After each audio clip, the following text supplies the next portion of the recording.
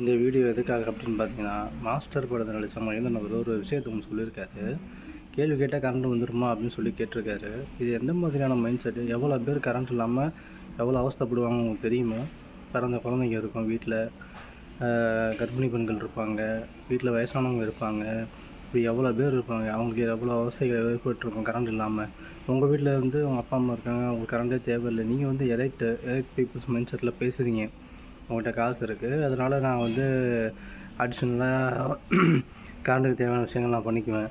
ஆனால் இந்த கரண்ட்டுக்கு தேவையான விஷயங்களை பண்ண முடியாத நிறையா குடும்பங்கள் இங்கே இருக்குது.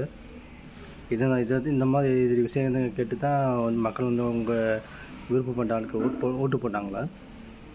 எதன் அடிப்படையில் இப்படி பேசுகிறீங்க? எந்த மைண்ட் செட் இது? இந்த மாதிரி மைண்ட் செட்டில் தான் நீங்கள் பேசுவீங்களா?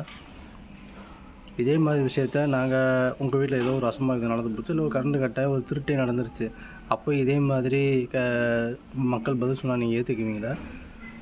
அப்போ வந்து கேள்வி கேட்டால் அது எல்லாமே திருப்பி வந்துடுமா?